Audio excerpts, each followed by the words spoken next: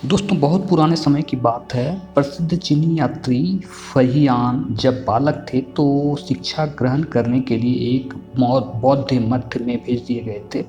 मठ में शिक्षा के साथ खेती भी सिखाई जाती थी और उसका कार्य मठ के निवासी होकर किया करते थे।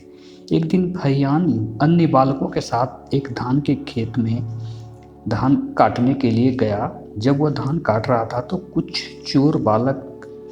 चोर बलपूर्वक वहां घुस गए और उन्होंने बालकों को डरा धमकाकर वहां से भगा दिया, पर फहियान वहां से नहीं हटा। थोड़ी दूर पर जाकर खड़ा हो गया, सोचने लगा।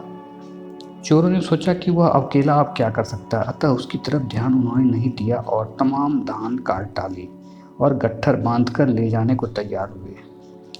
यह देखकर फहियान बोला, भाइयों, आपकी आधी से अधिक अवस्था समाप्त हो चुकी है। इस प्रकार का पाप कार्य करके परलोक से आपकी क्या गति होगी? पिछले जन्म में जो पाप किए थे उसके फल की सजा आज दरिद्रता के रूप में भोग रहे हो। अब फिर से वैसे कार्य करने पर अपने लिए विष वृक्ष क्यों बो रहे हो? फहियान इतना कहकर मठ की तरफ चल दिया, पर उस छोटे से बालक की बातों ने चोरों का मन इतना डरा दिया और इतना असर हुआ कि वो काटे हुए धान को वहीं छोड़कर चले गए और सदा के लिए चोरी का कार्य को छोड़ दिया। और फहियान के भी वो काफ़ी दिन तक तारीफ की, उसके भक्त हो गए। तो दोस्तों, अगर जीवन में आपने कभी भी कोई भी पाप किया है तो आपको उसका दंड भुगतना ही पड़ेगा। अगर इस जन्म में यदि आप पाप करते हो तो आपको अगले जन्म में भुगतना पड़ेगा, और अगर इस जन्म में भुगत रहे हो तो अपने पिछला जन्म में ज़रूर कुछ ऐसा कार्य किया होगा जिसके लिए ये जन्म आपको कठिन लग रहा है।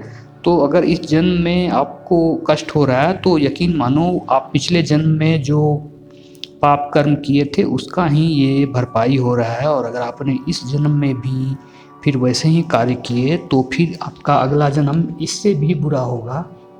तो दोस्तों, हमें ये सब कहानी से यही सीख मिलती है कि हमें हमेशा परोपकार के कार्य करना चाहिए। कभी भी दूसरे का अपमान या फिर कष्ट देने वाला कार्य नहीं करना चाहिए, नहीं तो उसका परिणाम कभी भी अच्छा नहीं होता है। यदि हम सत्कर्म करेंगे तो उसका जो असर होगा वो हमारे जीवन पर सत्कर्म के रूप में ही होगा, अच्छा असर होगा। और अगर हम बुरा कार्य करेंगे तो वही हज़ारों गुना बढ़ के हमारे साथ होगा। तो दोस्तों, आपको किसी का ही बुरा करने से पहले आपको 100 बार सोचनी चाहिए कि क्या मैं इसका बुरा करके मैं सदा के लिए खुश हो रहा हूँ? अगर नहीं हो रहा हूँ तो फिर ऐसा करके मुझे कोई फ़ायदा नहीं है। ठीक है दोस्तों, जय श्री राम, जय श्री कृष्ण। मिलते हैं अगले वीडियो में।